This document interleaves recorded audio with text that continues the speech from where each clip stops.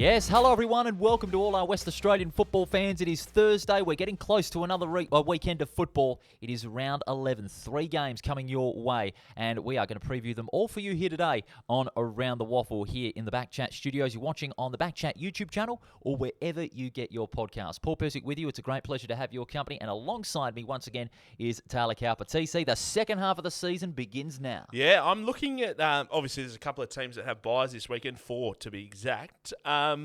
Looking at the games that we've got to tip a little bit later on, there's one I'm really struggling to work out who's going to win, which we'll get to in a little bit. Huge show today though, Paul. Looking forward to chatting to our guest very, very shortly, Geoff Valentine from Peel Thunder. Really, and I mentioned it on Tuesday when we spoke, really interested to get a coach's perspective on the alignment. Absolutely. And obviously been rewarded with a contract extension has Geoff. So, Yep, 2 years. Yeah, looking forward to having him on. Absolutely, and of course we'll have our tips for the 3 games that'll be coming up as well. We'll also have socials in operation as well. We've got Facebook, Twitter and Instagram. Give us a big thumbs up. We really do appreciate it. This is Around the WAFL, the official podcast of the West Australian Football League. And as TC mentioned, Geoff Valentine is joining us on the show. He was rewarded with a contract extension before round 10. He will be staying at the club for a further 2 years until the end of 2025. And he's been good enough to join us today. Geoff, welcome to Around the WAFL, mate.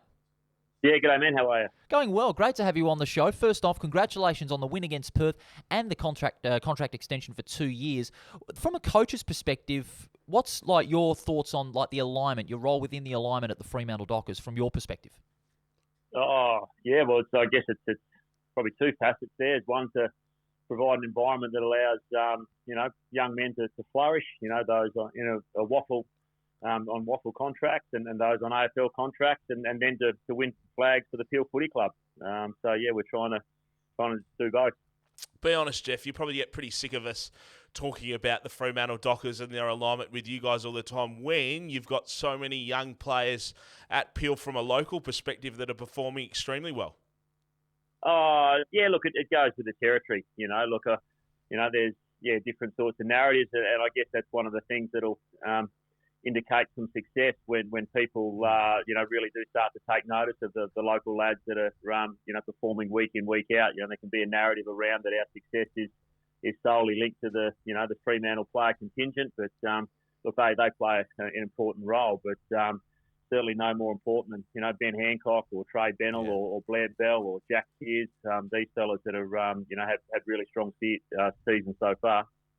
Blair Bell's been fantastic, hasn't he, Geoff, this season? Picked up another lot of possessions in their win over Perth. How have you found his form this season? Oh, look, he's a star of the competition. Yeah, I know when I was at West Perth, he was, one of the players that you always were mindful of where he was and the impact that he was having on the game. And, look, he's had a bit of an injury interrupted sort of season. He hasn't had a lot of sort of flow in his season, but when he's been out there, he's had big impact. So, look, he's a genuine star of the competition, and he's one of those players running around the WAFL that with a bit of sort of fortune early on in his career, he could well have played 100 AFL games. He's a genuine gun player. Had a great start to the season, Geoff. Obviously, you head into the bye this round with sitting in the top 3. Fantastic start to the season from you. We've been talking this year, and there's been a couple of shows that we've done where home sides have headed in favourites to games and they've lost them at home. You guys had a tough loss a couple of weeks ago against Subiaco, obviously the WA Day long weekend. How much do those home games hurt a side, especially when you're going to be trying to push as deep into the finals as you can? Oh, yeah, look, they always hurt, but I guess they probably don't. They hurt as much as we dropped one a week later to Claremont, where we led by sort of 15 or 16 points with sort of 5 minutes to go. So, look, they all hurt because it is such a tight competition. Although West Perth have sort of dropped a couple, I think only the foolhardy would be riding them off at this stage. Yeah. So it looks as though you've got sort of 6 teams going to try to squeeze into those 5 spots. So, there's still a lot of footy to play, and we know that we've just got to try to bank the wins. Every game's an opportunity to get 4 points. So, look, that was disappointing to drop the game at home against Subiaco. But to Subiaco's credit, they were better in the conditions than what we were, and they've since franked that form. And likewise against Claremont, it was disappointing to not sort of see that game out. But we learn a fair bit of it, and I think part of the reason we were able to close the game out pretty well against Perth last week. Now, I'm going to put you in the hot seat here, Geoff, as regards to one of your players, Seb Kuek. Yeah. He kicked an amazing haul of 6 goals on the weekend against Perth. Are you going to push the word out to the Docker selectors that you'd recommend him to Freo this week for their game on Saturday night? Or do you wish your games weren't televised? No, look, that's just part of Seb's sort of journey, Look, but it's the old story, If you push sort of Seb in, who are you pushing out? So, Josh Tracy's had a really strong year, and Jai Amos has sort of shown the quality player that he's in. So I don't think he's ahead of those two at the moment. With a bit of luck, sort of Sean Darcy comes back. So that means Lukey Jackson's available to play a bit more forward as well. So, yeah, look, he's probably behind those guys in the pecking order at the moment, and that's the challenge for Seb now, is to really get some consistency. He does amazing things, and he's one of those rare players that is able to do things that just captivate the crowd, and only rare players can do some of the things that he does. So a little bit more consistency. Look, his defensive work needs to improve or to be rounded out a little bit, but he's his progression has been impressive, and if he keeps going the way he does, if he keeps training the way he does and putting the work in, it's only a matter of time. Yeah, looking forward to it. Geoff, thank you so much for your time. Before we let you go, obviously you signed your contract extension a couple of days ago. We're Peel members, Paul and I, not really, but we are at the moment. Sell us the dream. What are you going to try and achieve in the next 2 years? Well, look, we want to win a flag. Yeah, that's sort of pretty simple from a Peel supporter point of view. We want to give you some real success. We want our twos into the final. They've won there after a slow sort of start. They've been able to put together a couple of good wins and now find themselves a sort of game out of the 5. So, yeah, look, both teams in the finals, winning finals, and being a footy club that when you come to the footy that you walk away, win, lose, and draw, proud to support the Peel Thunder Club. Yeah. So that's what we're after. It's a great aim, Geoff, and for Peel, it's looking very, very good. In the top 3, heading into the bye. All the best for the next game in a couple of weeks. Thanks for your time, Geoff.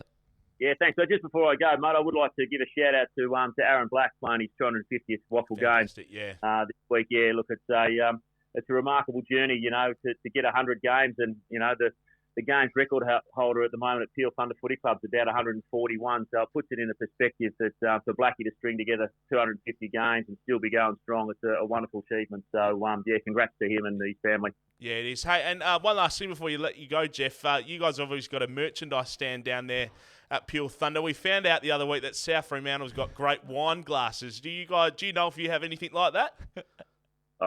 We'd probably have some wine glasses that I can guarantee you'll get a nice handle down there for your cold beer. That's fantastic. For sure. I'd probably prefer that a little bit better. Hey, Geoff, congratulations on the start to the season, and congratulations on your contract extension as well. Thanks for joining us.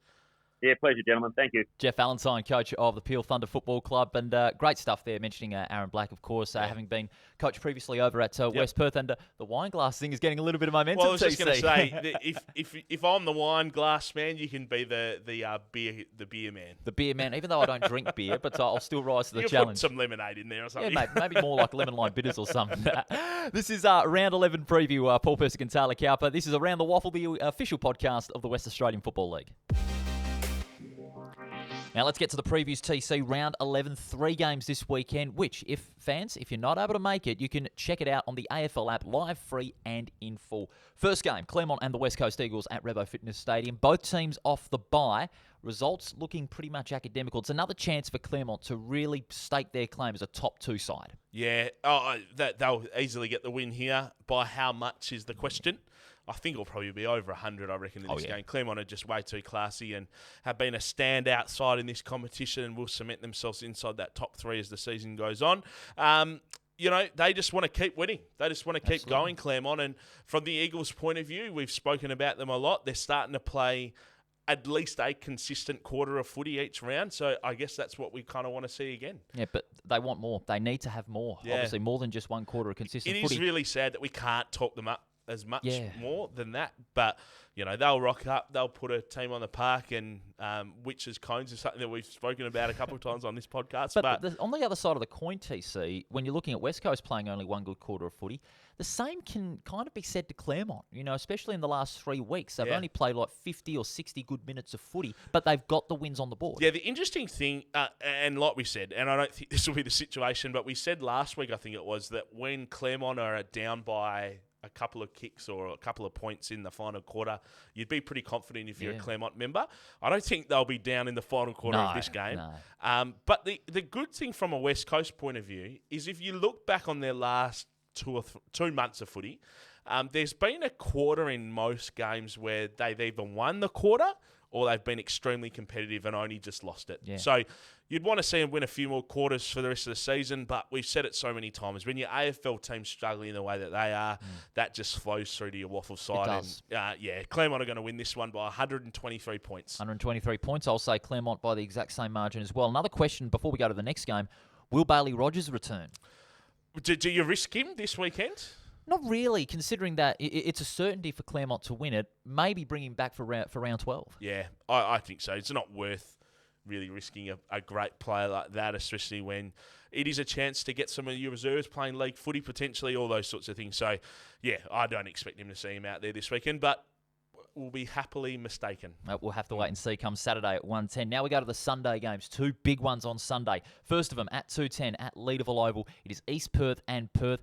Big game for both teams. At Perth, they want to keep on being competitive. They want to keep on building. East Perth, they are aiming to keep in touch, maybe, and get into the top 3. Yeah, 5 in a row is what it would be. And huge. You know what, Paul, without going or without shooting the gun too early, I reckon they'll be there. 5 wins in a row, especially at Leederville Oval as well. They've just been fantastic. To get the win against South Fremantle last weekend at Fremantle is a huge statement piece for them. I want them to play finals footy this year. I know East Perth fans want them to play, and I think the Football Commission wants them to play as well. I think they'll be a great addition to the finals, and they're just starting to get a few more notches on their belt, taking on a few extra teams that they think they'll that we wouldn't think would necessarily win, and they're doing a great job. They certainly are. I mean, their midfield is functioning so well, so is their forward line, and the back line led by Tom North. They have been outstanding. The midfield again is going to be one to watch. While for Perth, you look at your usual suspects: Charlie Thompson, Jack Avery. I'd love to see a bit of a lift from Sam Stubbs. He's been very quiet in that forward line, but when he gets off the leash, when he's at his best, he is very hard to contain for any back line that is playing on him. So I'd love to see a big game from Stubbs from a Perth point of view. Having said that, I'm still going to go East Perth, only by about 20 points, I reckon. Still going to be a good game in what's going to be trying conditions. It's going to be very slippery out there at Leederville. I'm going East Perth in this one as well. Like I said, there's one game that's really tough to tip. This is the next one we're talking about. Yes, and that is at Pentanet Stadium in Joondalup. This is going to be live on Channel 7, 2:10 on Sunday. West Perth and Swan Districts. Danger game for both sides, more so for the reigning premiers. And great job to the Footy Commission again for getting some of these games on Sunday. No Eagles and Dockers to compete with. And we spoke about it on Tuesday, Paul, with the game that was at Fremantle between South Fremantle and East Perth. That was great for the Footy Commission to do that. They got about 2,500 people. I wouldn't be surprised if it was more. So this game, expecting to get... if you're a West Perth fan, they need your support right now. They have to win. To the Falcons. Swan Districts are in a very similar boat. Lost the game, obviously, to East Fremantle at the Wacker on Saturday, just gone. But they've got some work to do, both of these sides. And I know West Perth, you spoke about it on Tuesday, the West Perth curse. Hopefully, for their point of view, they can get the win. They've got to turn... If they're going to turn this season around, they've got to start winning games at Pentanet Stadium up there in Joondalup. But Swans, they've got something to play for in this game. They do. And I won't be surprised if this... Well, it obviously is the game of the round. Both of these sides need a win. I'm just going to go in this one, West Perth. I won't have my tip in yet, but because there are a couple of big points that we must know. As we mentioned earlier, Aaron Black playing his 250th game. Sensational player, great resume. Premierships, Breckler medals, won a Sandover medal as well in 2014. One of the best in the WAFL. So congratulations, Aaron, on a great milestone. Swan Districts, they've got a massive hole in their defensive 50 that needs to be filled. They haven't been able to do that. Of course, Brandon Nurseg, he's out for the season with a foot injury that he sustained a couple of weeks ago. And the Swans backline just hasn't been able to find someone who can fill that hole. You look at the likes of Toby Watson and Jarvis Pena. They've seen plenty of the ball, but they haven't played their role to the effect that they desire. If they can shut down the likes of Tyler Keitel and Keegan Knott, which a lot of the opposition backlines have been able to work out how to shut down, then that could go a long way for them to winning the game. Having said that, Aaron Black, Luke Meadows, Tristan Hobley, who's come into a good patch in form in recent times, and also Nathan Murray, who came from the reserves and really had to persist and grind to get into that league team. Those players, I reckon, will be a difference, and I'm going to go the same way as you, West Perth, but I'm only going to say by a point. And I'm going to go, like I said, I'm going West Perth by a point. I'm going West Perth in this one. I reckon they're going to stand up for Blackie. Yep. I reckon it's going to be a really hard-fought game. I'm going West Perth by 16 points. 16 points? Yep. It's going to be a good game, I will say. Like you said, both teams with plenty to prove, as we begin the second half of the season. So we're both going Claremont, we're both going East Perth, and we're both going West Perth. So you're still leading by 1 overall. Yeah. So, we're not really going to change it this round, are we? No. So let's see how future rounds go. But, it's going to be a great weekend of footy. That West Perth Swan Districts game is going to be a cracker, I reckon. Now, just before we do go, second half of the season, crunch time begins now. How do you see the season panning out? Is it going to go down to the wire, the race for the 5? Will we see the reigning premiers make it back to the 5? Will we see the reigning premiers miss the finals again? Will we see Subiaco back on top? There's still so many storylines to pan out. And one of them we can briefly talk to is we're going to have the president of the East Freo Footy Club on in a minute, Mark Stewart, to talk about their redevelopment. But, if you're West Perth and Swan Districts, who, I can't see Swans making the finals, but West Perth up right through to Subiaco, they're the teams that are going to be there. Whoever misses it is going to be extremely unlucky. Absolutely. But if I'm a West Perth person at the moment, East Fremantle are a little bit better than what I am, I think. East Perth are, Peel Thunder are, Claremont and Subiaco. So some of those games that West Perth lost at the start of the year to some of those sides in there are really going to hurt towards the end of the season. It's going to be huge. Now, of course, we've got our second guest on for today. Of course, is the president of the East Fremantle Football Club, and their club's tracking along very nicely on the field and off the field. Their home Shark Park, their redevelopment is also tracking along nicely. Mark Stewart, he joins us here on Around the Waffle. Mark, great to have you on the show. Everything tracking along nicely, I imagine. Good morning, gentlemen. How are we? Going well. Very Great good. to have you on the show, Stewie. Now, talk to us about, we'll talk about the side in a second, Stewie, but talk to us about Shark Park. Through this podcast that we do, we get asked lots of questions about when it's going to be done. We've heard a few different things. What's it tracking at the moment? Well, if you drove past now, it looks like the Speedway more than it does a football oval. But, the builder's doing a great job. The town of East Fremantle doing a great job. Club's got to walk through there. We're looking at going for a walk through there possibly later this week or early next week. It's all steam ahead. We're on target to be in there the first quarter of next year. But like the building industry at the moment, whenever you put a date on something, it can be sometimes the kiss of death. Do you reckon you just don't know? Do you reckon there'll be games played there in 2024? Absolutely. So back end, you're kind of thinking, kind of similar to the arrangement that you've got at the WAFL? I think that there's an opportunity that we'll be there in the first quarter. You might play your first couple away, and then we'll be straight in there.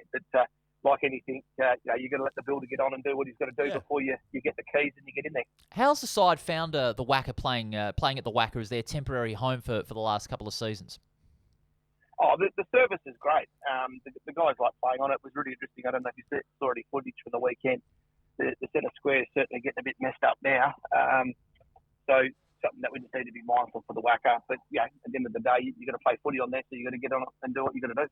And before we let you go, obviously a big month coming up for the footy club now. You head up to Geraldton very soon as well. The side is tracking extremely well.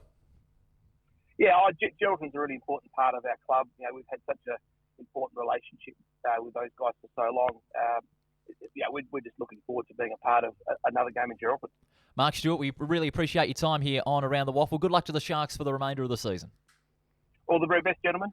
That was Mark Stewart, the president of the East Fremantle Football Club, joining us. And Geraldton, that is a beautiful part of the state. Can't wait for that game in round 14. I actually can't go. Oh. I was going to plan to drive up there on the Saturday, but I've unfortunately got something on Saturday that the wife has firmly put the foot down and said that I can't get out of that. So that's a little bit unfortunate. But, they do a great job up there in Geraldton, East Fremantle. I know that they've got a lot of players. I know Paul Hazelby's going to be heading up there for that game. Josh Kennedy as well. So the town fully gets behind it, and it's great. I know they're really supporting, obviously, Northampton with what happened up there a couple of years ago with that cyclone that went through there. They've raised upwards of $500,000 now, a lot of money, just from doing those games. So full credit to East Freo and full credit to everyone who gets involved there. It's a great initiative. Yeah, great to see regional games back up and running once again. Of course, we had Claremont Broome doing a great job too. Absolutely. They had the game in Broome, of course, a few weeks ago. East Fremantle got the job done. Will they do it again against Peel Thunder in Geraldton? Time will tell. TC, great job as always, mate. We'll see you next week. See you next week. Thanks, guys. And make sure you you get along to a game. It's a Absolutely. fantastic round of footy. And if you can't, make sure you watch it on 7 or through the AFL app. All games live, free, and in full. We look forward to your company on Tuesday to review round 11 as the second half of the season ticks on. This is Around the Waffle.